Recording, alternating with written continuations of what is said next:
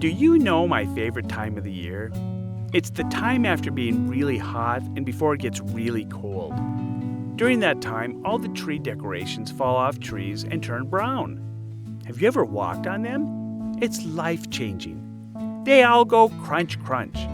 I could walk all over them all day long, and sometimes Daddy and I did walk all day. I learned my neighborhood so well during those walks, I could walk blindfolded. The roads had lots of nooks and crannies, dead ends, so you really have to use your nose. Grandma doesn't use her nose at all. She was so stubborn sometimes, trying to lead me, not follow me. I would let her lead until she got lost, and then she would hand me the reins. Geez, maybe she should go to discipline school. As the days got shorter, it got colder too, which is fine with me. I have a quite warm natural coat. But Mama thinks I need another, so she tried to put one of hers on me. No, thank you. I tried getting away, but you know how persistent she is. She coos and smiles, so I guess if I get some num-nums out of it, I can put up with it for a while. When it got cool, I also found myself so hungry, probably because there were so many num-nums available. Seemed everyone just wanted to stay warm and eat num-nums. One time I noticed Mama and Daddy had lovely-smelling dark treats they would never share with me. They called them Hershey's, and they left them in the middle of the kitchen table on a plate wrapped in shiny paper. It just wasn't fair. All I wanted was a taste, but it wasn't going to happen unless I found a flaw in their system. And I found it. Every night after dinner, they always, without fail, pushed in their chairs at the table, making it impossible for me to get on the table and help myself to a whole new world of treats. But one night after dinner, one of them didn't push in their chair. I can't say who. Okay, it was Daddy. But I played it cool. Let them stare at the TV box, get sleepy, and eventually, as a group, go upstairs to bed. They didn't have a clue. I just bided my time, waiting for Mama to fall into a comatose state and for Daddy to suck and blow noises with his mouth and nose. It was time. Slowly, quietly, off the bed, downstairs, up on the chair, jackpot! I accidentally stepped on the plate, causing a noise, but those two were deep sleeping. Phew! So I grabbed a few of the Hershey's and just mauled them. Honestly, not bad. But if I had peeled off the paper, they would have been better. But there was something for which I hadn't prepared. I found a hope diamond of num-nums. It was called Nut Goody Bar.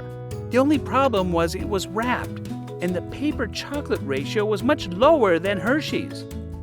So the only solution I could come up with was to ask Daddy to open it for me.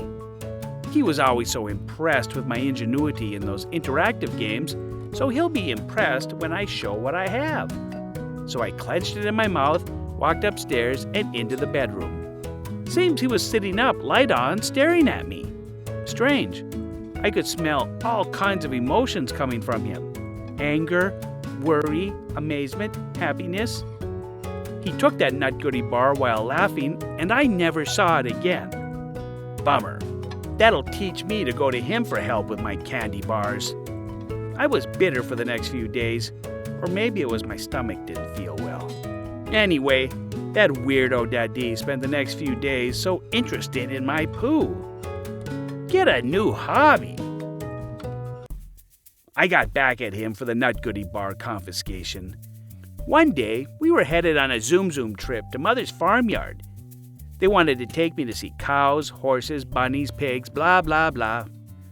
I was more excited with the meals Mama had prepared, all zipped up in her travel bag. Fortunately, they left to go get the Zoom, which gave me some solitude and let me do some deep thinking.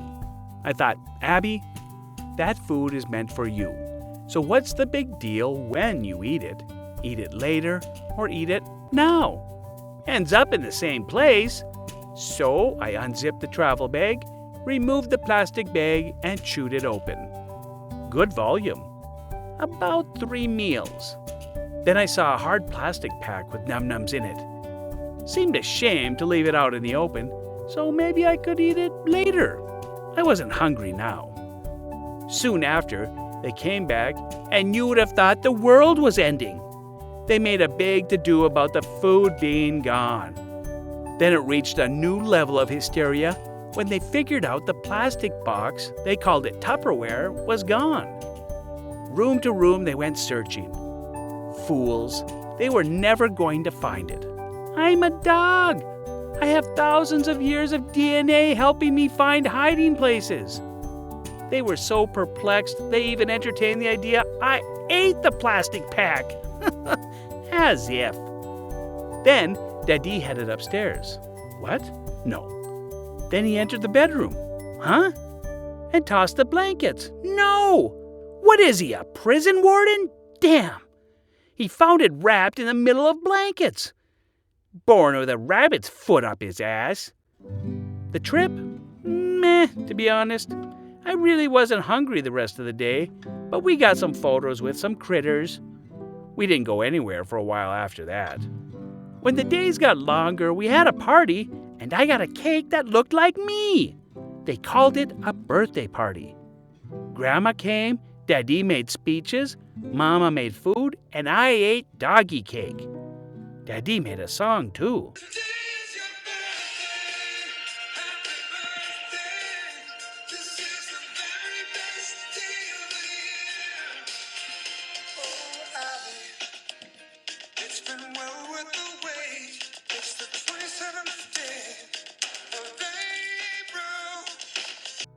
I hope we do that again.